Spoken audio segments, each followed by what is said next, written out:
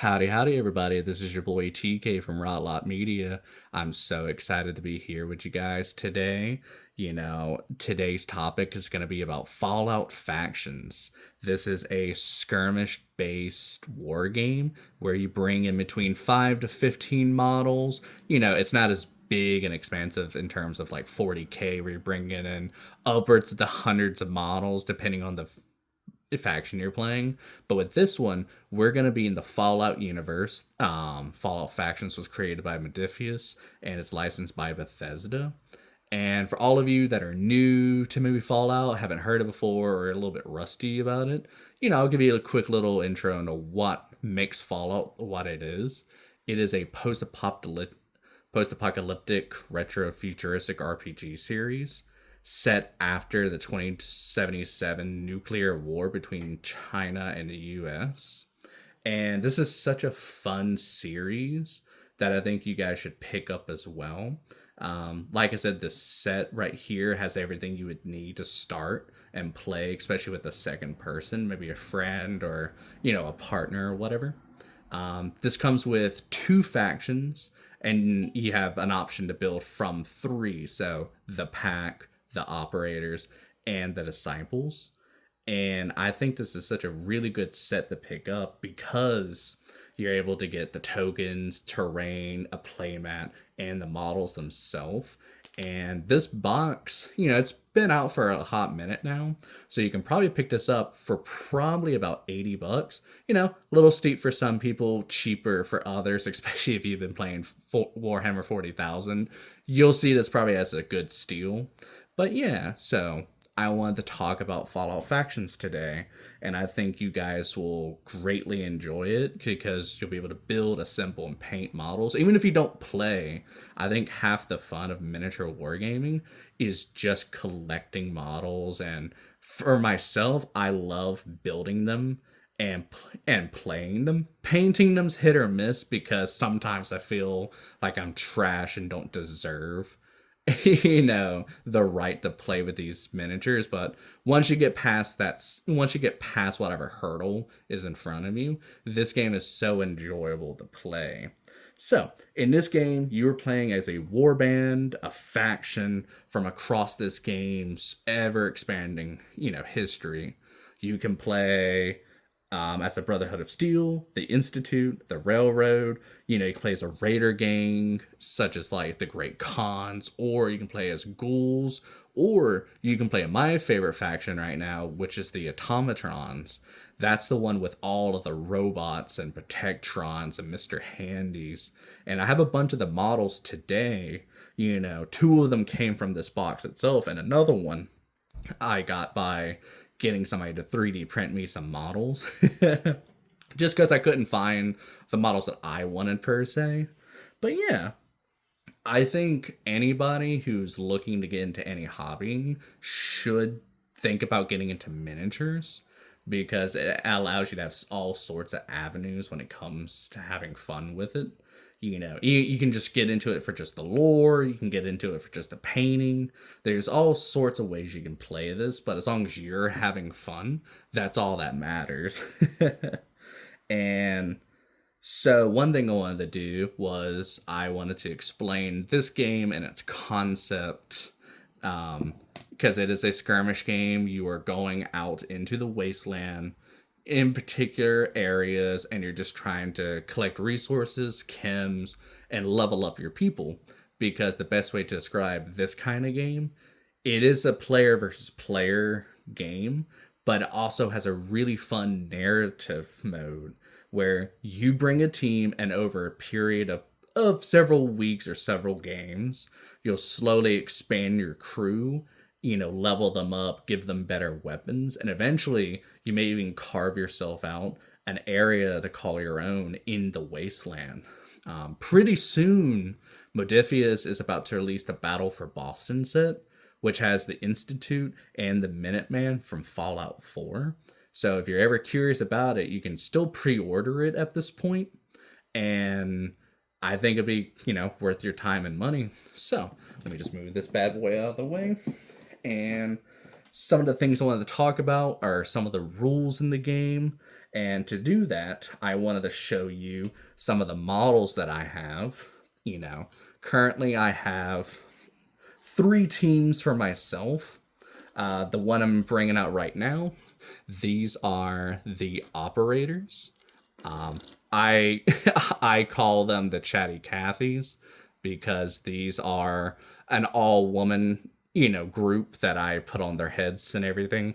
And, they're called the operators. And I think that's so funny because a lot of operators that used to do the phone lines, a lot of them, that was a typical like woman's job. So I wanted to honor them by making this all woman cast.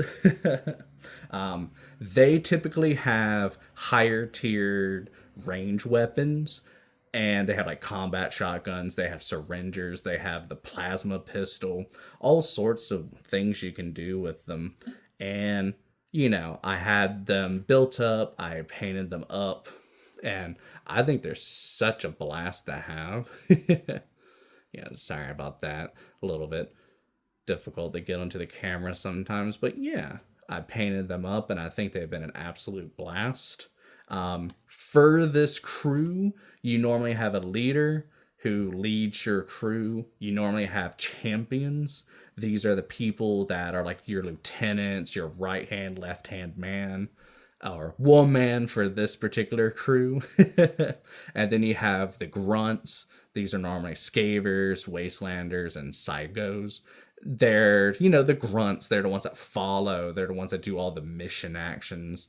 And, as you go on, you'll level them up, get them better, get them stronger. So we have the Chatty Cathy's right here, or the operators as they're known as. This is from the second set that came within the Fallout faction starter box for Nuka World. This is the pack. These are very fast melee focused base troops. They're there to shock and awe and suppress whoever they're going after. Right here, I have my leader for the crew. I was inspired by the Great Khans, so I made the Golden Horde, which was, very well known, I think Mongol based group in Mongolian history. If I got that correct, I may be wrong with that. But yeah, absolutely love the Great Khan, so I wanted to make the Golden Horde for these guys. If you're curious about them, the paint scheme that I used for them, I kind of slap it together half the time. I just go, ooh, what would be nice? What would be interesting? And I have these paints called Turbo Dorks. That's how I was able to get this very nice, vibrant yellow onto the models. I know the camera doesn't do it justice, but that's also how I got these blues on them as well. So we have Turbo Dork Radium. This is how I get that like rust effect with Life on Mars. And for that blue effect, I have Ice to Never. This is like a shifting color where depending on what primer you use, you'll get that subtle shifting tone. And Turbo Dork is really nice about this. I think the flatter the model, the better it'll be when it comes to the paint scheme that you get. But to go over the crew and everything, each one of them has a weapon stat profile and different things that they can do. And in this game, you have what's called the special system. Special being, strength, perception, endurance, charisma, intelligence, agility, and luck. So each one of these stats will affect the unit. And you even have, a stat sheet that you can get. We have like the boss right here, which would be my operator. You can see that the special right there has these numbers scribbled on, and you can see she has a strength of 5, perception of 6, and onwards. In this game, you're trying to hit that number or less, and this is a D10 system, which I find a little bit more enjoyable than the D6 system that most miniature games use, especially Warhammer 40k. I love it, but I think this gives you a lot more wiggle room. And typically, you're given a melee and a range profile. You can see the different tests that you have to hit to get off the different weapons and all the traits and critical effects that come with it. So, for example, for my boss, which is my operator's natural leader, if I can find her right quick, she has the shish kebab and she has the plasma pistol. So she has a melee and she has her range profile. And the nice thing about this game, because like I said, you have the stats right there and its critical effect. So we can see with her melee weapons, she has a 4S, which means using the dice in the game, which dice are provided, you have these 4d10s. So I would have to roll 4 of these dice, and since she has a strength of 5, I need 5 or lower to hit. And that's where you would then compare your hits to your opponent's endurance, which is their E stat. And there's 3 things that happen. Either you roll under their endurance, so they take a harm, or if it is equal, you'll deal 1 injury and 1 harm, or finally, if they have more than doubled your endurance, you instantly kill the model. And in this game, we have the different harms that are in the game. So you have 1 harm, you have 2 harm, 3 harm, and most units only go up to 3 harm. Anything past that deals excess damage will cause an injury, and most models only have 1 health. So dealing 1 health worth of damage will kill off the model. The champions typically have 2, 3, and the champions, which are like your leaders, typically have 3. And so, the only time that changes is if a model has like power armor or they are stated to have a higher harm threshold. So like they could go up to 4, for example. I find this game a lot of fun because, yes, you're rolling dice, you're trying to hit your opponent and try to take them out and everything. And what makes the special system so fun is, for example, the boss herself, she has a luck stat. And what that means is when I'm going to roll my 4 dice, you will check your luck stat and you will exchange all the red dice for blue dice. Ooh, let me grab one more. And so she has a luck stat of 3. So she will exchange 3 of the red dice, which are normal, for luck dice.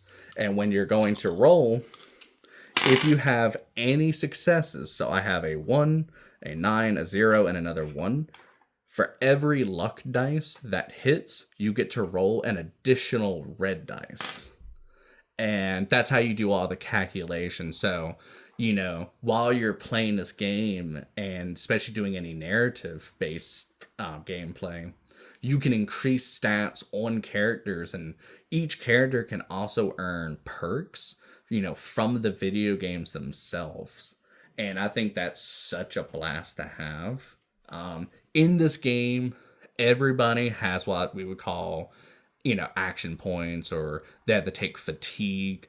Pretty much they're kind of the same. I'm just going to call them action points to make it easy for you guys to understand, especially for anybody that's played an RPG. Pretty much every model in this game gets 2 action points. And there's a plethora of things you can do with those action points. You can do a get moving action, which means you can move. Everybody moves 8 unless they have some kind of condition that says otherwise. And the best way I can describe it to you is when I was playing a demo for this game, somebody printed off this Fallout Factions little, ruler. I think it's awesome. I think it's a blast. So you see, we have a get moving where you have up to 8 inches. You have a back off action. So if your units are stuck in melee, you can be like, oh, I'll move 2 inches away. So you're no longer stuck in melee. And if you do a hurry up action, you'll add 4 extra inches, but it'll fatigue you for 1 more. So a quick little thing about it is, let's say I had my leader and I want her to move, 3 inches.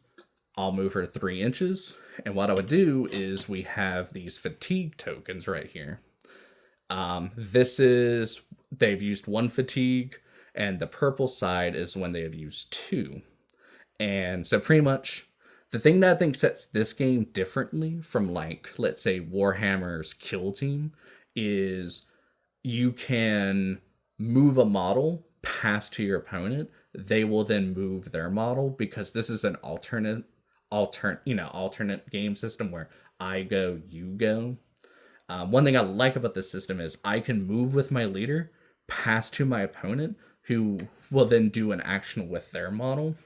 And you can do as many actions as much as your unit can. So you can run and shoot, you can run and heal, you can, do all sorts of things where, like, your opponent can move and then shoot at your person, and then you can go back to the unit you just did and continue doing more stuff.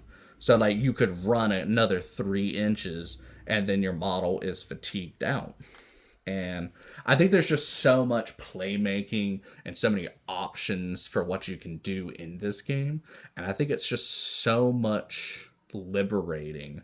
And there's so much whimsy. And I think that's one thing that really keeps me interested in this game. It's just all the shenanigans you can do in the game.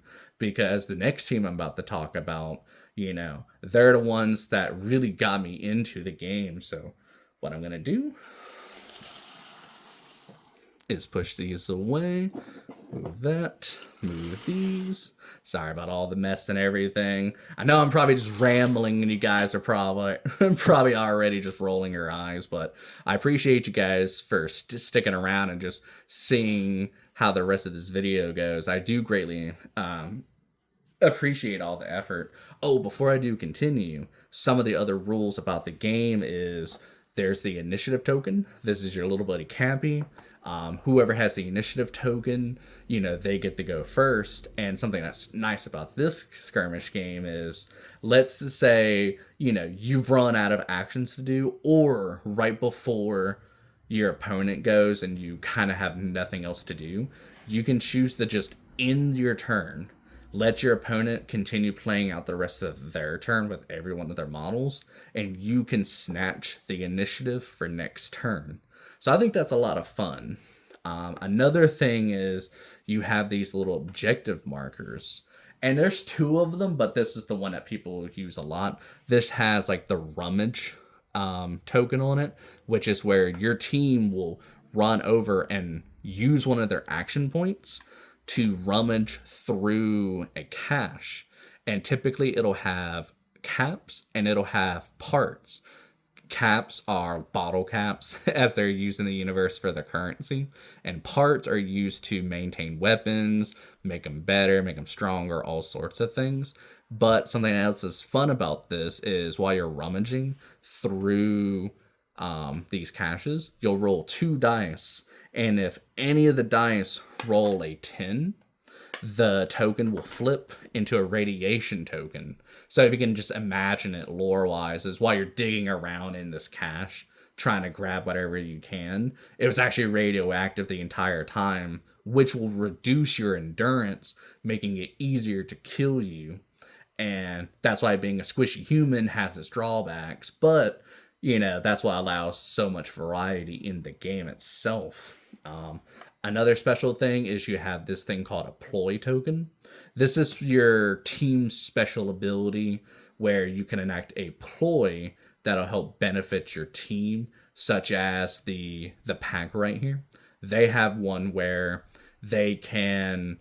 Normally, you would, if you wanted to do a group move, which is something this game has that's different than Kill Team, as long as you have somebody nearby, their charisma stat is their area of influence, where they can be like, hey, anybody within, let's say, this champion within 3 inches, they can all move with him. Or they can move as well, each one of them spinning a fatigue point.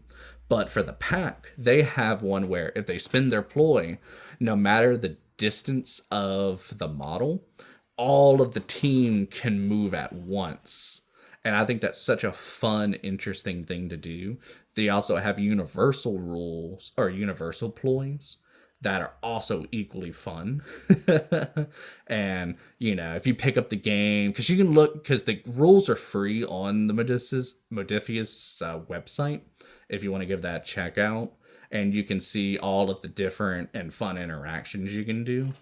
The game obviously it has like line of sight. You can climb up terrain, climb down terrain.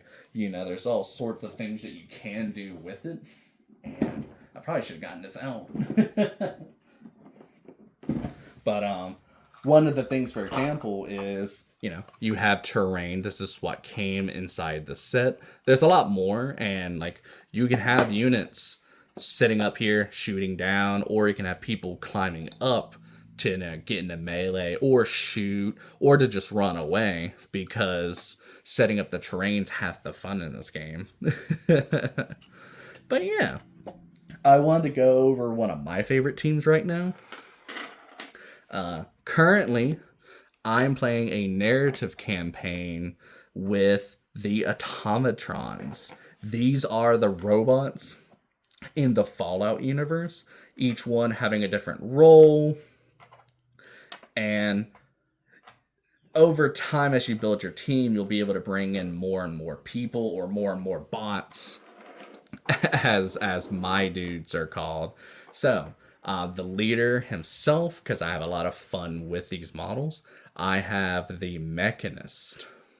He is the leader of the Circuit Breakers, as the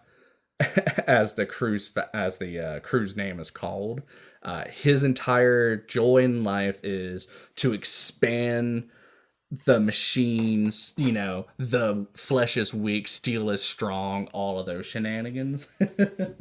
And he is an absolute blast to be with. I'm over here talking about, this game and, going off and rambling. But that's half the fun with this game. It's just picking up these models, checking them out, and just getting to know them. And I kind of want to go over my crew right now. I don't have everybody unlocked in this crew. I do wish the sentry bot right here, my piece of resistance.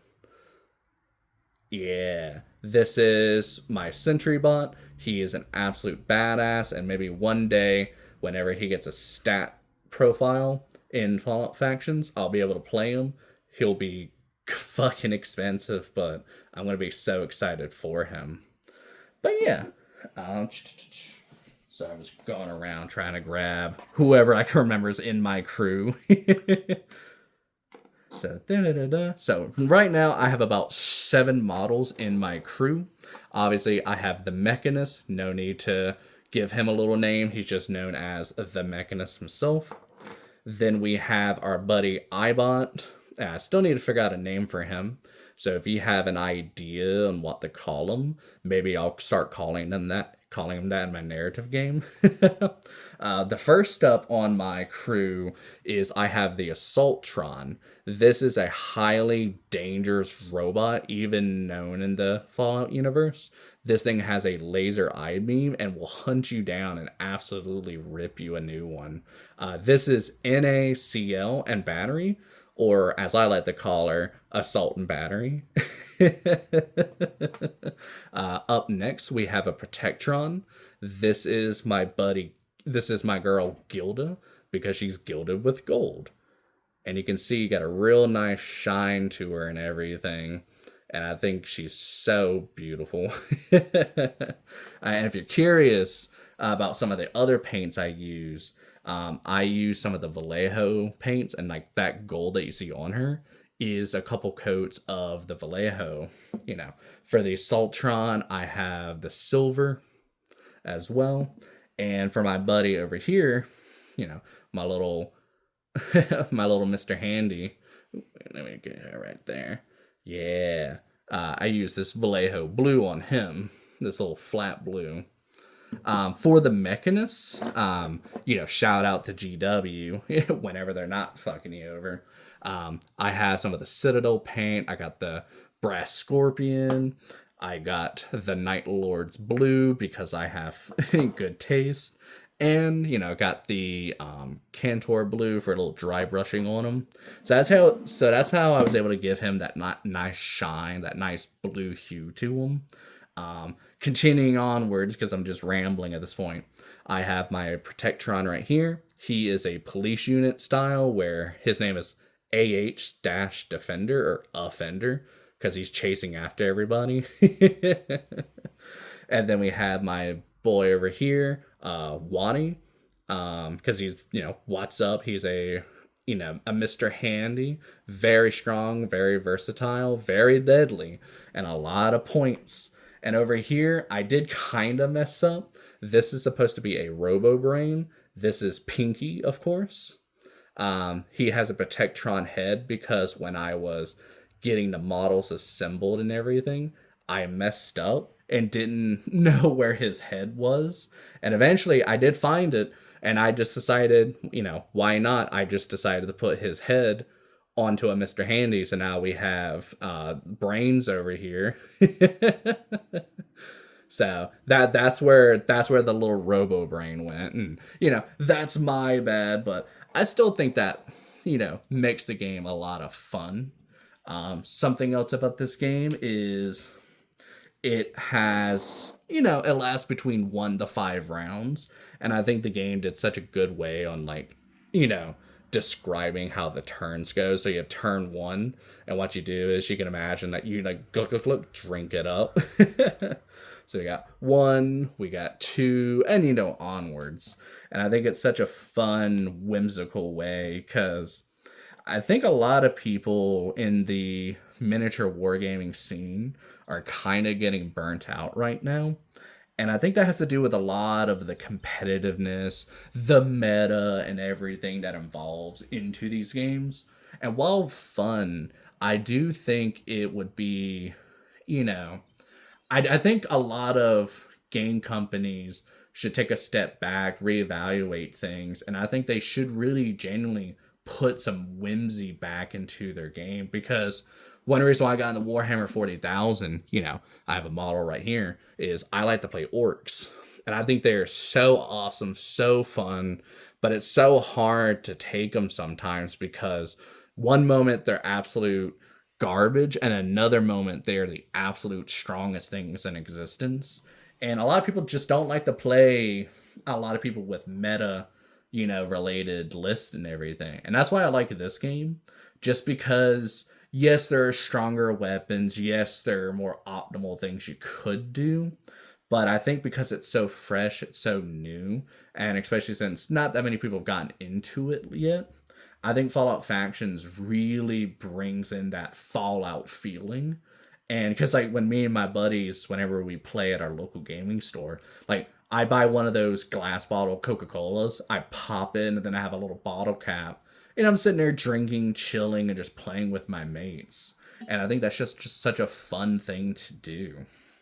And, I probably been, this probably is my longest video so far, and I've just been yapping about models, probably can't see half of them just because it's the views down and everything. But I'm absolutely happy that you guys, for any of you that stuck it out this long, you guys are an absolute treat. And, maybe you can give Fallout Factions a try. Even just looking into it, I think would be fun enough. And I would highly recommend everybody at least give this game a try, especially because the next expansion for Fallout Factions is around the corner. I think within a month or two, Modiphius, like I said, is going to release the Battle for Boston, where Fallout 4 took place with the Minuteman and the Institute. And I think you guys would have a lot of fun with it. And, if you guys ever want me to, if I can remember to write down what happened during my narrative games, I can even tell you guys how it went, tell you about some of the shenanigans that happened inside the game.